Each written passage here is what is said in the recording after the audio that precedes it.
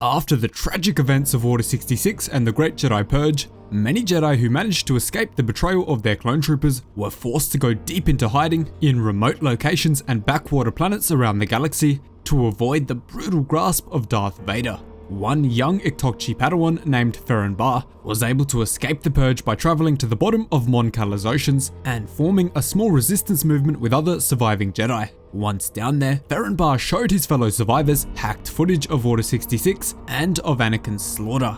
Before we get into it, make sure to hit the subscribe button for more awesome Star Wars lore content. So the story begins high above the vast oceans of Mon Cala at the Battle of Dak City.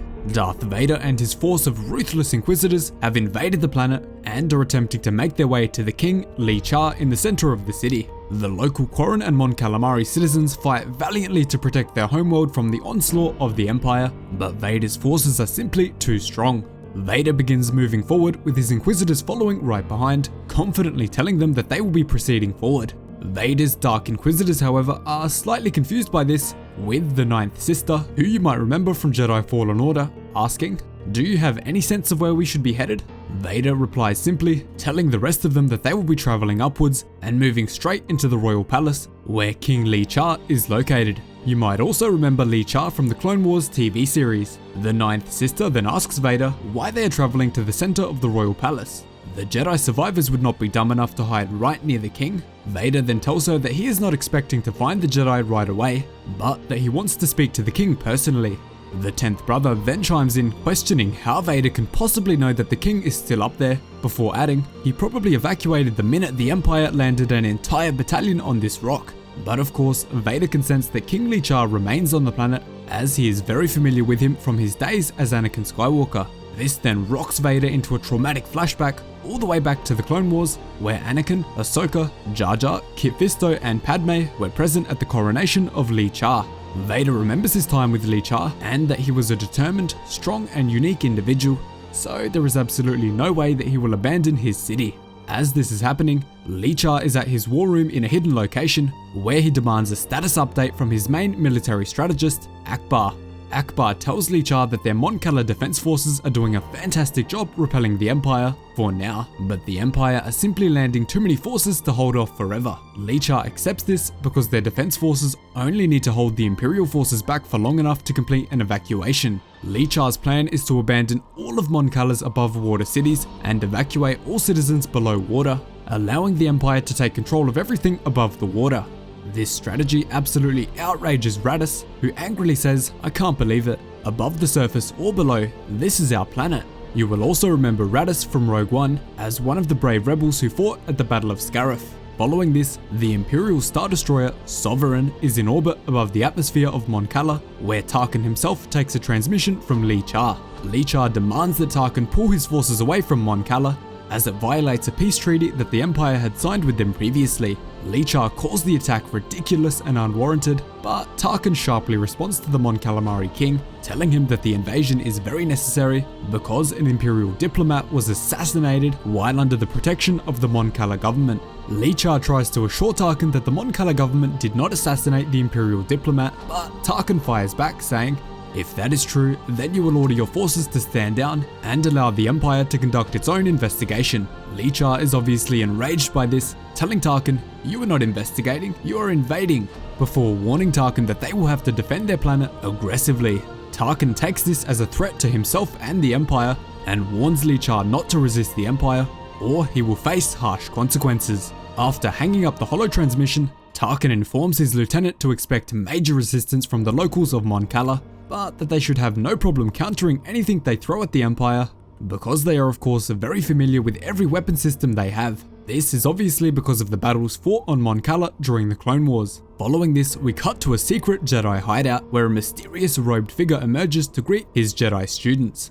This mysterious master holds out a holopad, where he soon realizes that Emperor Palpatine has sent Skywalker to Mon Cala. He knew that Skywalker would eventually come to hunt him down, but he did not believe that it would come this soon, right at this moment. The robed figure is of course Ferren Barr, a Jedi Padawan who escaped Order 66. Verla, one of Ferren Barr's students, asks who this Skywalker actually is.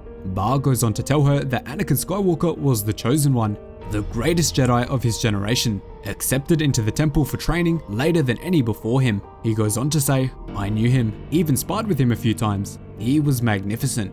Some on the Jedi Council believe that he was sent to bring balance to the Force, to end darkness once and for all. Even the great Obi-Wan Kenobi thought so, but they were wrong." Following this, he commands his droid to pull up the holo recordings from the Jedi Temple on the dark day of Order 66. Ferren Barr tells his students that this recording is from the Coruscant Security Force holocam, which was stationed above the Jedi Temple on the night of the Purge.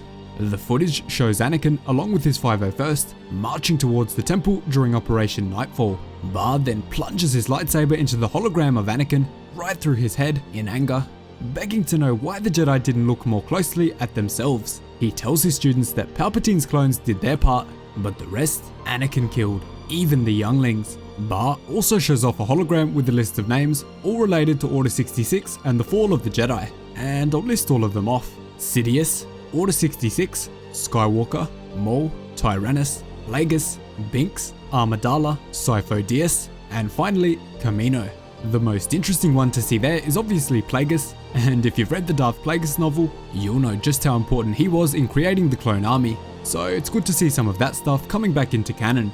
Following this, one of his students rises up in anger, demanding that the Jedi be avenged and that Vader be destroyed. But Barr realizes that defeating Vader and his Inquisitors won't be possible, and instead he has another plan, one that will destroy the Empire and rid Vader from the galaxy. Soon after, Ferren Barr calls Lee Char, where he demands that the king not allow Imperial forces into the underwater cities of Mon Cala, because they will never leave.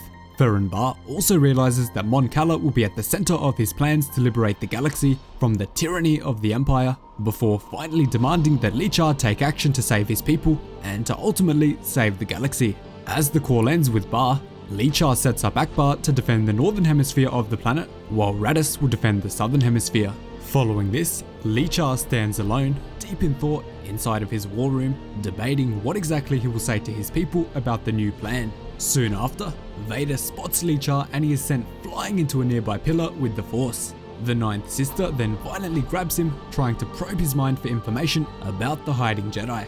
As this is happening, however, one of the communications officers aboard Tarkin's ship detects a very large, strange signal coming up from beneath the surface all over the planet. As Tarkin looks down at the watery planet, a horde of giant whales lift themselves up out of the water, creating enormous tsunamis which destroy every single above ground building on the planet, killing many Imperial forces in the process. This of course deeply enrages Tarkin and forces Vader, along with his Inquisitors, to use the Force to hold the massive tsunami waves back, but to no avail. This leaves Vader floating under the water in his suit, unable to respond to any communications from Tarkin. And if you want to see what exactly Ferren Barr's plan for this planet is, check out the card on screen now for part 2. He also tricks Vader's Purge Troopers into executing Order 66 again on the Inquisitors, so it's a pretty awesome comic in part 2. Thanks so much for watching, really hope you enjoyed the video. Cheers guys, hope to see you in the next one.